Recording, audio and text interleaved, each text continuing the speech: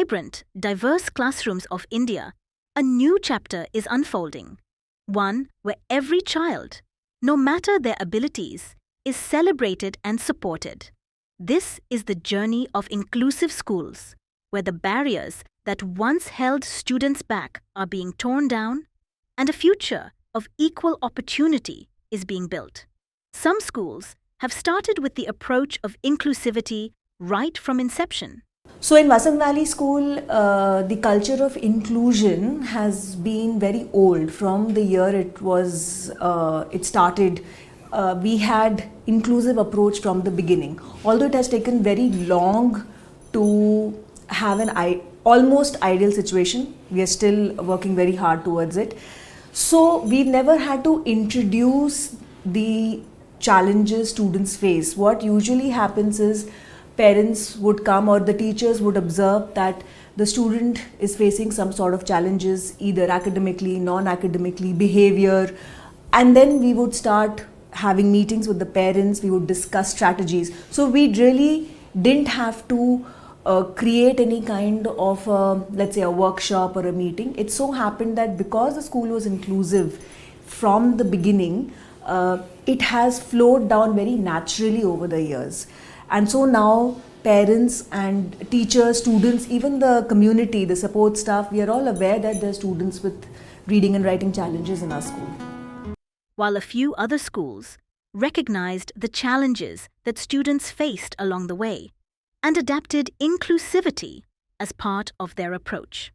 We had started getting a lot of children in cases where children were coming with learning disabilities. They had attention problems, and they were having a lot of challenges which normally would not happen with others. So we started we started realizing this, and we thought that okay, I think that's not right. And sadly, another part was that when these children were coming to us, and they were unnecessarily being labeled as disinterested. There were discipline issues that were being labeled at them, that okay, the child is not behaving properly and the child is not doing what the child is supposed to do in a class or in a setup. And when we started having discussions with parents regarding that, the parents also were completely in a denial mode. I mean, they would not accept that there could be some sort of a challenge that the child might have. After all, at the end of the day, what are we doing? We need to help the child. I mean, whether we accept or parents accept, it doesn't matter. It's at the end of the day, it is a child who's here for 6 hours and is kind of suffering because he's being labeled, he's being punished, and all because the adults are not realizing that there is some sort of a problem that's there. And that's when we kind of realized that no, I think as a school we need to do something, and what could we do to contribute towards this child's well-being. And that's exactly when we thought that I think we have to go that inclusive way. The inclusion has to be there with the schools.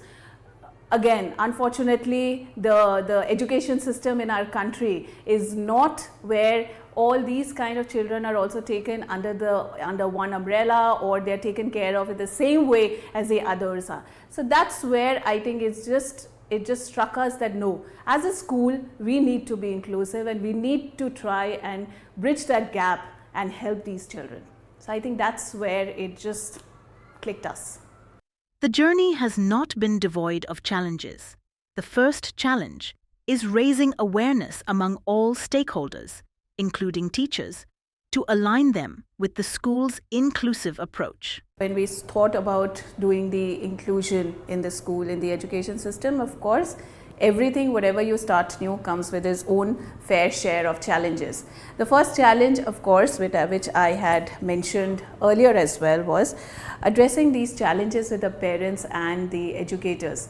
Now, of course, I mean, when you discuss your child with the parent and you say, all right, this child so and so has some sort of a, we feel that there is some sort of a learning disability, it's not easy for the parents to accept that. So that's a big challenge, because as a school, you cannot work with a child if the parent support is not there. It has to be, both parties have to work towards, working towards the child's well-being. So at Vasant Valley, we religiously follow an informal approach where there's constant communication between the class teachers, parents, subject teachers, children, the support staff. The formal approach is something that we do through a system called RTS. It's called Return to School, and Return to School is for teachers, it's not for students.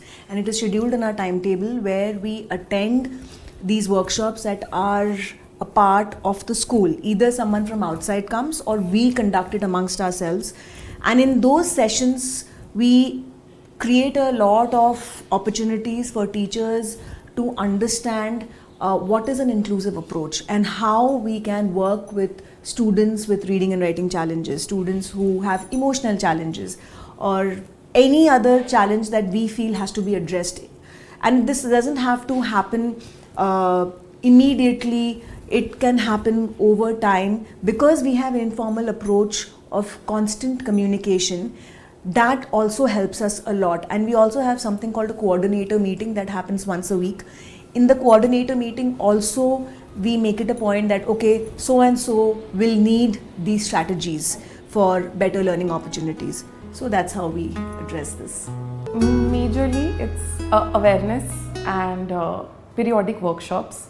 Teachers are every now and then desensitized and explained about what their particular student in the class, what kind of difficulties they are facing. So awareness and sensitization is how we address any challenges that we face with the educator. Sometimes they are explained on a case-to-case basis. A student in a particular educator's class is talked about, and the teacher is given some deeper understanding of what issues the child is facing. In a bigger level, in a whole school level, there are periodic workshops that happen, and they can be as specific about a specific learning disability or any emotional difficulty that the child has. It could be about ADHD, autism, what it looks like, what it doesn't look like. So the teachers can have a better understanding of what the child is suffering through.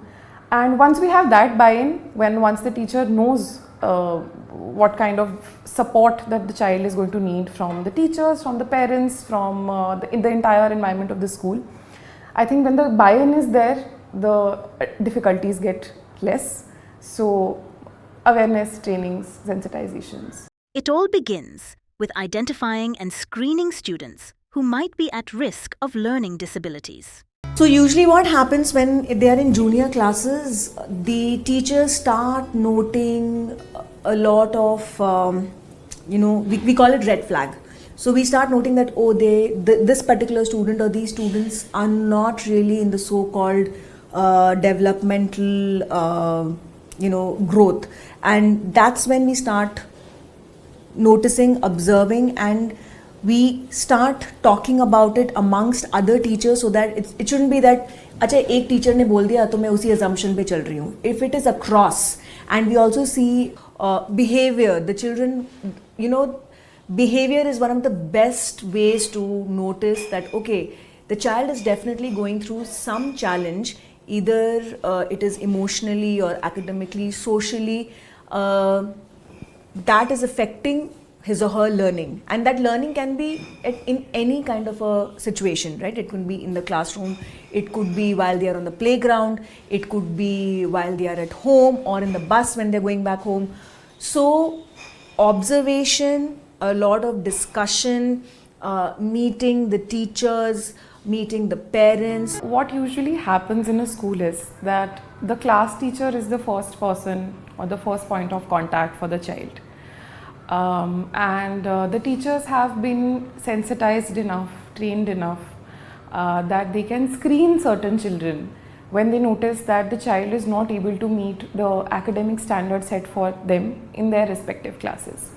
So the teacher notices that the child, there are some hyperactivity symptoms, the child is not being able to pay sustained attention in the class, Or with the younger ones, when the child is coming to the school, we notice that there is a delay in speech and the child is not communicating properly, which can end up in behavior difficulties because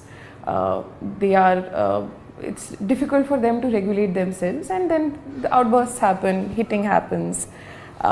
So the teacher is able to notice that there are certain children who require more help than they get in the classroom. So I become the point of contact for them. They reach out to me, they explain the certain concerns and certain symptoms, and then I refer the child to the Orkids center. While some schools have in-house special educators, many others rely on organizations like Orkids for support with screening, identification, and remedial interventions. We follow a protocol, and the protocol is that the teacher screens the children. The screening again is based on the data which we provide to the general teachers. So we provide a hard copy, in the form of hard copy, a screening checklist. And also the teachers are now adept to using the Orkids First Screening app. So they do the screening. The screening happens only when the teacher has done the observation for a time duration. And she continuously sees that there are challenges and weak areas in different environments. Then she uses the screening checklist. If there are 50 to 60% signs and symptoms which are showing, yes, this child needs further input, then the general teacher refers the child's challenges to the school counselor. The school counselor then intervenes, observes the child in the classroom setup, if required, in the various environments in the school itself, formal, informal, and then communicates the same with us. So our team goes again back to the classroom. We have discussions with the class teacher, general teacher. We observe the child in the classroom setup, maybe in different environments again. And based on the feedback data which we have collected for the child, we do our informal assessment in our remedial center.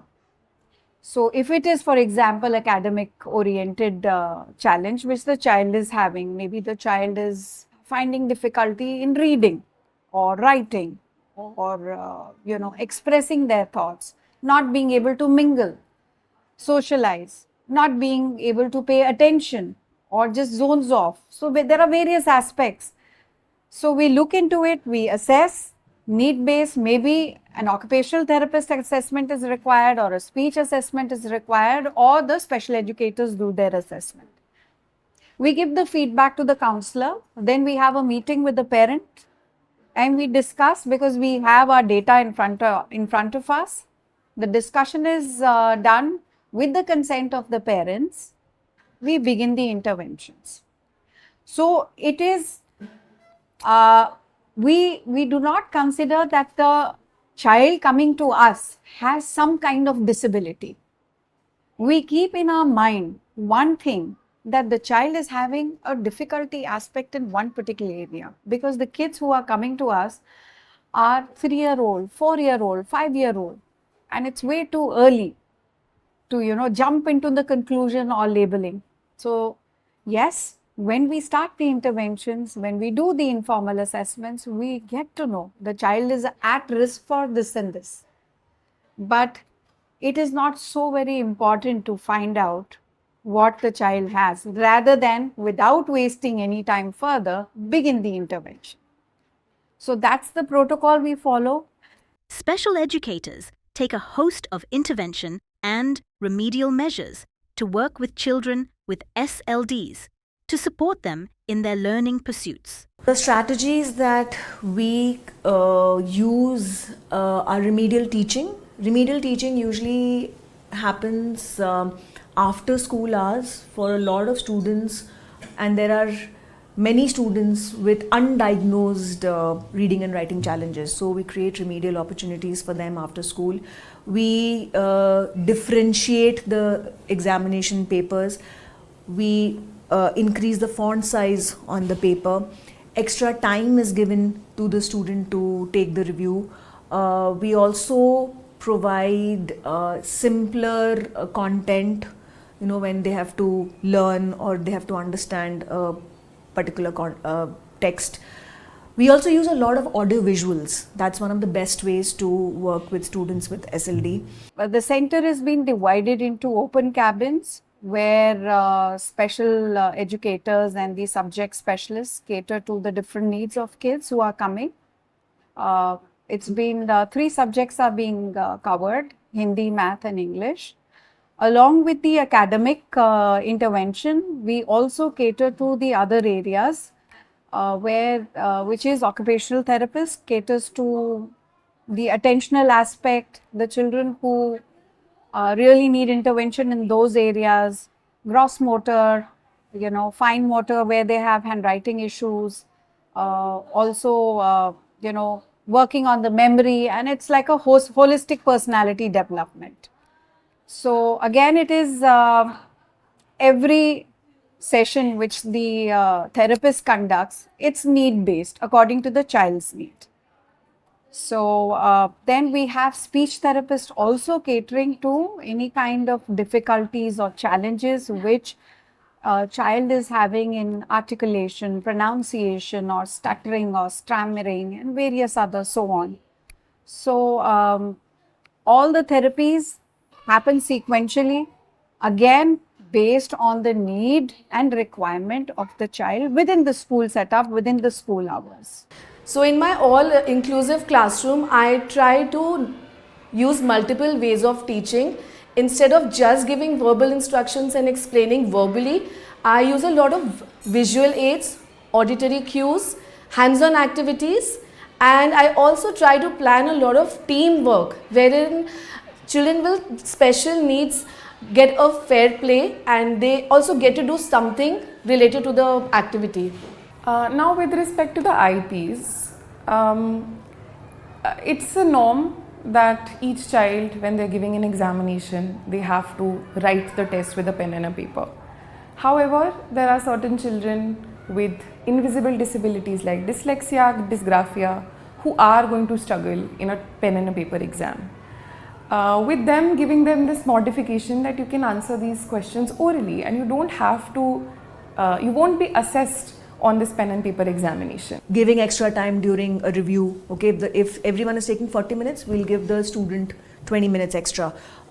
If the student feels that there's a lot of learning that she has to do through the handouts that we give, we simplify it. We call it the differential learning. If we feel, okay, student has difficulty in writing, we will arrange a scribe for the student. It could be a student from a junior class, or it could be a teacher who doesn't teach the student but is familiar with the teacher. Then we extend the deadlines for submission of homework so that the student is not overwhelmed with so much of work. There is also a constant approach of counseling the student. That is very important because we believe that if the student is not emotionally stable or is not able to manage his or her emotions in a particular context, then there's no point of giving all these strategies. So multiple strategies are used to make sure that the student has the opportunity to learn, thrive, and while doing that, if there are again more challenges that we face, which happens, see, when they are kid, there are certain challenges. Once they hit puberty and they are teenagers, there are certain other challenges that come across. So we try and change certain strategies with time. The purpose is very clear that the student must have the opportunity to learn in the best possible manner. While remedial measures are important, it's also paramount that these children are not taught in silos, but be made part of the mainstream classrooms, thus truly making the approach inclusive. So there are two things to this. One is when students take admission in our school, they might come through the special section, which means that you need an educator for your child who is going to work in a classroom of, let's say, 30 or 33 students, and your child is a part of that classroom, and the educator, in collaboration with the class teacher, subject teachers, parents, will be working with the child in the mainstream classroom. The other side to it is that the child was always in the mainstream class, right? So the child was never in the special section. When I say special section, it's a different category in the admin, which gives us the details of the disability of the child, because a lot of students come with formal diagnosis and then they take admission, and the approach there is slightly more customized because they go for their language therapy, occupational therapy, a lot of one-on-one is given. If the child comes through that system, then of course there's an educator, then the educator is responsible for 3 to 4 students in the classroom. Also the educator is like the co-class, becomes sort of a co-class teacher, where she is able to again observe a lot of students who are facing reading and writing challenges. The main goal is how we can make this setup, the school, entire school community, an inclusive setup for any kind of children seeking admission to this school. So talking about the structure, as in this is in the heart, in the center of the school, where there is easy accessibility for all the children. They come for one period or maybe one added on therapy along with one session, and there's a smooth transition from the remedial center back to their mainstream classrooms. So again, a lot of awareness building is done in the class amongst everybody. So let's say a class of 35, the educator or the class teacher or subject teacher or the tutor of the child will come and talk to everybody in the absence of the child, and try to create the awareness of how the class can provide support. And this is something that we do it again very consistently, because peer support means a lot to students who have certain challenges, right? So we try and create that environment also. So this is again emotional well-being and an attitudinal approach of inclusion go hand in hand. If I have the attitudinal approach of creating inclusion, I will make sure that the emotional well-being of the student is taken care of foremost. An important part of this approach is also equipping and building capacity of regular teachers to screen, identify, and also provide remedial measures to such children, all within the functioning of the regular classrooms itself. At Orkids, we all believe, and that's how magic is created, that we have to work like a team. So this team consists of the general teachers, the special educators, counselors, and the parent. So once the child is referred and we begin the intervention, it becomes our responsibility and our duty to give the input which is required, necessary input which is required for the child within the classroom, so that all his needs, his or her needs, are catered. It's in the form of certain accommodations or in the form of certain modifications, where the child feels that he or she is an included part just like the rest of them. By giving these certain accommodations which are very easy to do on a day-to-day basis, but sometimes the general teachers fail to figure out, yes, by doing certain things would make the life of the child very easy and simple, and maximum learning would happen. So we guide the teachers. With every child coming to us, it's a learning, new learning for the general teacher too. So certain classroom strategies to make the child very comfortable and the environment of the entire class being very positive, not only for this one particular child, it might also benefit the other children also sitting in the class. really works very well. So we are in connect on a day-to-day basis. We do take the feedbacks, we give the input, we take their input. They give us a checklist before the start of every session. If we have any child which has special or unique learning needs, so they come to the classes, the special educator, and they guide us through. They tell us about the educational needs and education plan for the child. In our free periods, we try to sit with the child, give them one-to-one attention, and try to cater to their special needs. So awareness and sensitization are the main two ways with the help of which the general educators feel very supported with children with special needs. And in addition to the workshops, sensitizations, case discussions that we end up doing with the teachers, they have also been equipped with two ways to help screen the child. So Orkids has given some screening checklists that they can think of a child and tick mark and answer some questions about the child. And after doing its analysis, we can understand, what kind of difficulties that this particular child is facing. It's not a formal diagnostic criteria. It's just a screening checklist that will help us understand the gaps that the child has. In addition to this, they also have a special screening app in which it's a similar concept but online, where they can record the progress of the child and understand what kind of gaps they have. And after the end of it, it's a very interesting sphere of the different areas that the child is involved in school, and it will mark the areas that the child struggles in. The teachers are empowered through a lot of counseling, constant communication. The teachers are also empowered through what we have, the RTS session, which is Return to School, where we hold workshops in the school for the teacher community and for these admin and the support staff, where we try to understand and share information about disability and what we can do so that the students with disability feel belonged and empowered. If we feel that, okay, some teachers are unable to create that, unable to use those strategies, then we do a one-on-one counseling session. We have certain classrooms where there are educators, they work a lot in collaboration with the specialists.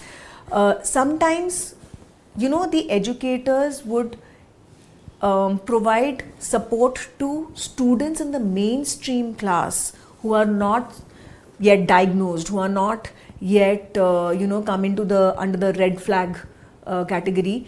They would provide support to them through different ways, and then the teacher sees, oh, this is helping. So automatically what happens that once the educator provides that support wherever needed, the specialists and the subject teachers who might not be so inclusive in approach starts understanding through experience that oh, this works great.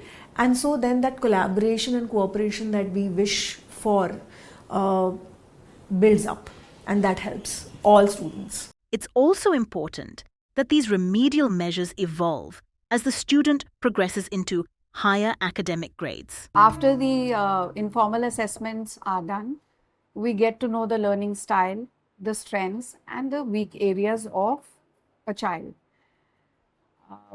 And based on that, we set certain long-term goals and short-term goals. So long-term goals is what you call an individual educational plan, and the short terms are, it's like our long-term goals are monthly and our short-term goals are weekly. So we keep a very close watch on the progress of the child. And for example, if the child who's been informally assessed and we get to know is struggling with spellings, is not being able to read, is not able to blend different sounds or break the words into sounds.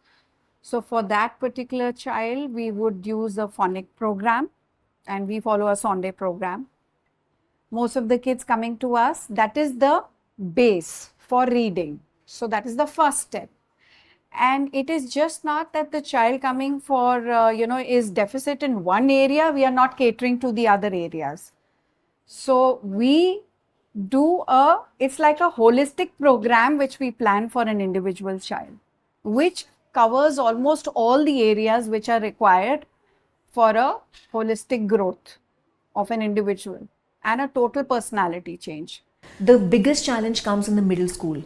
Class 6 to 8, everyone is in their adolescence, right? And they are unable to create that inclusive opportunity. So there is a phase where students with learning disability feel low in confidence.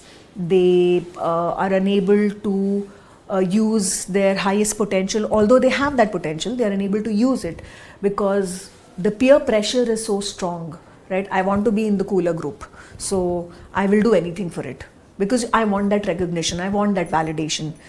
So middle school is difficult, but again, with all the intervention strategies that we use, we try to create that environment. In that, there are ups and downs. The good thing is that after class 10, so 9 is also sort of an age where children are maturing. Some will mature earlier, some will not. Then by 10, there is a sense of, okay, I have certain peers or I have certain classmates who have learning challenges, and I might not go and talk to them every day, but I will also not disrespect them, right? So that attitudinal shift comes. By 11 and 12, it is much, much better because by then the student with that disability has also realized his or her strengths and is working on that, right? So junior school students benefit a lot. All the intervention strategies work in their favor because the support system becomes very strong. But middle school, they go through a phase of confusion, low confidence, and slowly by 11 and 12, there is a phase where a matured approach comes into practice. And you can see that in the child through their academic performances, through their emotional well-being. How is the student coming to school? Is the student happy in school? Being happy and content in school is one of our biggest learning. We need to have a child wanting to come to school. And if there are some children who don't want to come to school, but once they are in school, they feel good, they feel belonged, they are validated by their peers. Some of them go through a lot of challenges and they dislike being in that environment, but through constant counseling, creating those opportunities where the student feels validated, gets the right attention, is heard, the student slowly comes around and wants to be a part of the school learning. So there are no specific programs that are built in school. It has been an approach since the beginning. The awareness, yes, is more now because within a classroom, the students themselves understand that अच्छा मेरा ये friend इसको थोड़े challenges हैं, or they are able to gauge that okay, this particular classmate has emotional challenges which is affecting the learning and reading and writing problem. So there is no formal approach of creating a space of inclusion because the school's philosophy has been inclusive since the beginning.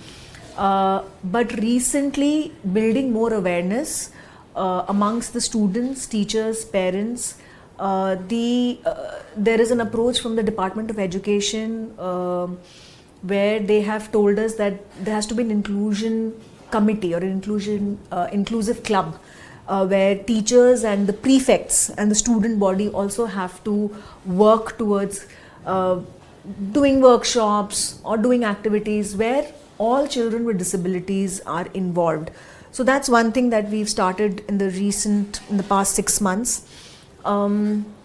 We also do the RTS session, return to school sessions, where teachers are motivated to work with students with reading and writing challenges.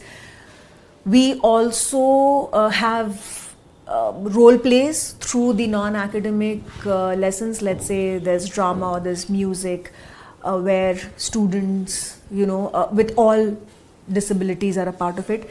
All are big ticket items in our school. So we have our annual function, which is called Founders Day. We have something called the Drama Festival, which the class 5 does, where other schools are invited. It is not a competition but a festival where students perform.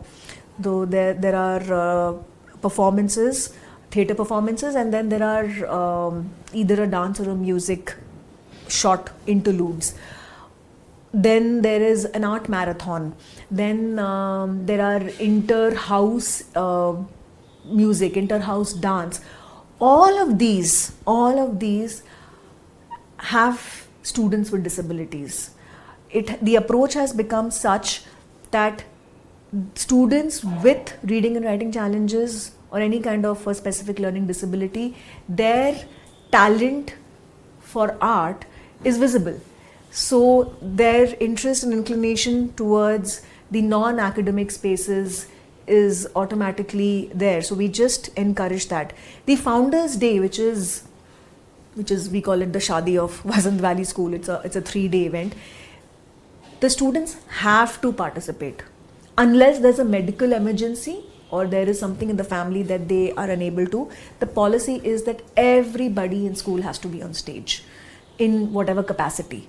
So the approach there is anyways inclusive. So and students with dyslexia or students with specific learning disability shine the most there. They get the space to express their talent.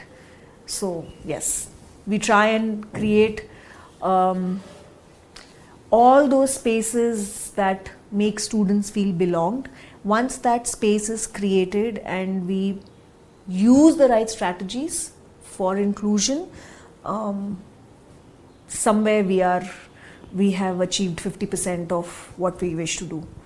Usage of technology as a part of the remedial courses can also have a huge impact in the process. So keeping technology also in mind is very important. In our school at Vasant Valley, students are allowed to get their laptops to take notes. They are allowed to take their reviews on school laptops. They are allowed to, let's say, submit their assignments online. That space is also provided to them because technology makes their life easier, right? So why not? CBSE allows you to type your exam on a laptop. So technology, a core philosophy of acceptance, of inclusion and kindness will go a long way in creating inclusion for any child with any disability. As the doors of inclusive education continue to open wider, the true measure of success is reflected in the stories of the students themselves. Recently, the best example that I can give you is we've had students who've just taken the CBSE Class 10 board examinations, and we had quite a few students who have dyslexia and who also have dysgraphia, dyscalculia, various reading and writing challenges. They have made sure that they create an impact. So in fact, 2 of them have scored the highest in business studies and home science at school level. They've got an 84 and a 90%. Then there's another student, apart from having reading and writing challenges, he also has challenges with his thoughts. He's diagnosed with OCD of thoughts, and he has also managed to bring out the best in him. So scoring a 70 plus has been an achievement for him. Apart from that, we also have students who have just graduated the past 2 or 3 years and they have got into colleges. What usually happens is they get through Delhi universities mostly, and any other university such as Ashoka University, because these universities are very inclusive, especially Ashoka. Nitya Rathi, who is studying currently in class 11, she has had she's talented and she's created a graphic novel. She has done multiple activities where she has not let her disability come in the forefront. She's managed her way through. She's also done fairly well in her CBSE Class 10 board examinations. We also have someone who is quite popular now also on social media. Although her reading writing challenges are not very extreme, but her physical disability and little bit of learning disability, actually she has used them in her favor, and she has created a strong impact in the community of inclusion. Zehen Kashyap is a student of our school, and she's in class 12, and she has gone ahead and given talks at TED Talks, and she attends a lot of UN meetings where she is creating a very strong impact for students with learning disabilities and for students with any kind of challenges at school level. Their resilience, growth, and achievements stand as a testament to what's possible when every child is given the opportunity to thrive. From classrooms to careers, these young minds are shaping a future where their unique abilities are celebrated, not just accommodated. This is not the end of their journey, but the beginning of a brighter, more inclusive India, where every student's potential is unlocked and no one is left behind.